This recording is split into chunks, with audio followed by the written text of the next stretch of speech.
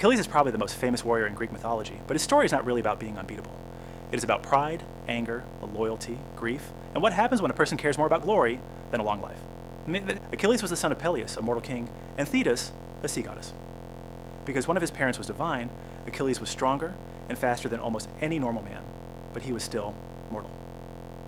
Later stories say Thetis dipped him into the river Styx to make him invulnerable while holding him by the heel. That is where the phrase Achilles' heel comes from.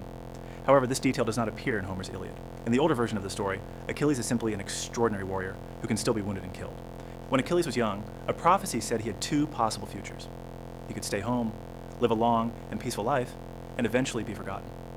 Or he could go to Troy, die young, and become famous forever. Achilles chose glory. The Trojan War began after Paris, a prince of Troy, took Helen from her husband Menelaus, the king of Sparta. The Greek kings gathered an army to sail across the sea and attack Troy. Achilles joined them with his soldiers, the Myrmidons, and quickly became the strongest fighter in the Greek army. Some stories say Achilles' mother tried to hide him from the war by disguising him as a girl on the island of Skyros. Odysseus discovered him by placing weapons among gifts like jewelry and clothing. While everyone else looked at the gifts, Achilles reached for the weapons, revealing who he really was. At Troy, Achilles won battle after battle. The Trojans feared him, and the Greeks depended on him. But Achilles was also proud, emotional, and quick to anger. That became the main problem of his story. During the war, the Greeks captured several women. Achilles received Briseis as his prize, while Agamemnon, the commander of the Greek army, received Chryseis. Chryseis, his father, was a priest of Apollo, and when Agamemnon refused to return her, Apollo sent a plague against the Greek camp. Agamemnon was eventually forced to give Chryseis back, but he did not want to lose his prize without taking something from someone else. So he took Briseis from Achilles. To Achilles, this was not only about Briseis, it was a public insult. Agamemnon had used his authority to humiliate him in front of the entire army. Achilles became furious and refused to fight. He stayed near his ships with the Myrmidons while the rest of the Greeks continued the war without him. Without Achilles, the Greeks began losing. Hector, the greatest warrior of Troy and the oldest son of King Priam, pushed the Greeks all the way back toward their ships. Agamemnon offered Achilles gifts and an apology, but Achilles still refused to return. Achilles' closest companion was Patroclus.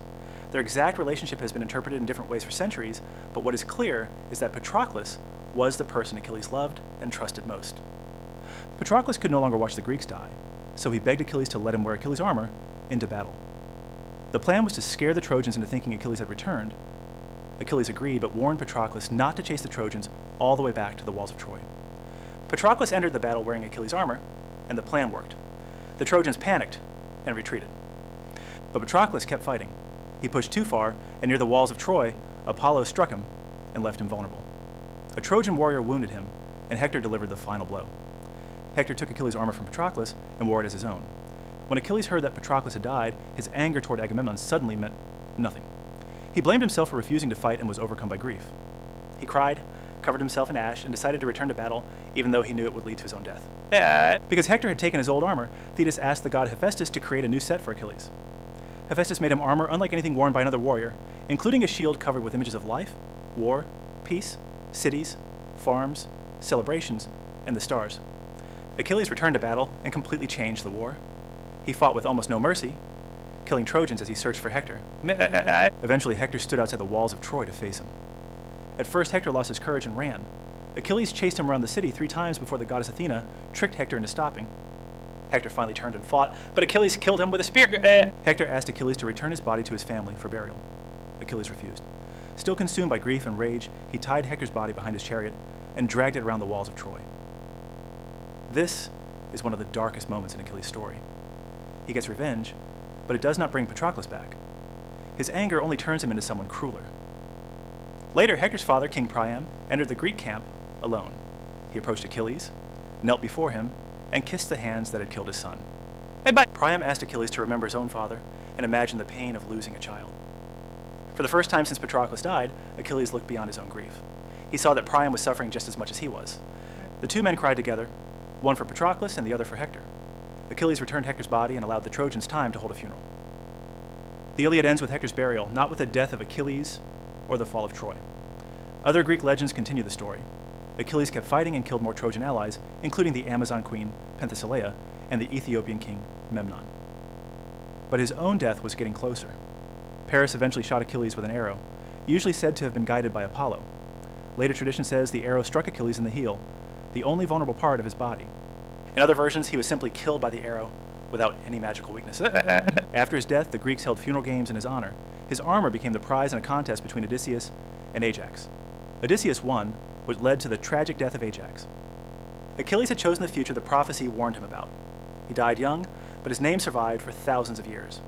What makes Achilles interesting is that he is not a perfect hero. He's brave, loyal, powerful, and almost unstoppable in battle. But he's also selfish, prideful, violent, and controlled by his emotions.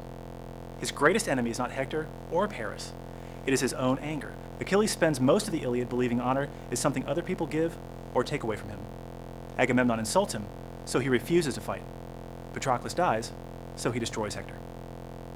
But when Priam enters his tent, Achilles finally understands that every person in the war is losing someone. That is why Achilles is still remembered. Not because he was invincible, but because he was human enough to make terrible choices, suffer for them, and briefly find compassion before his end. This is Scooper69. Thanks for watching.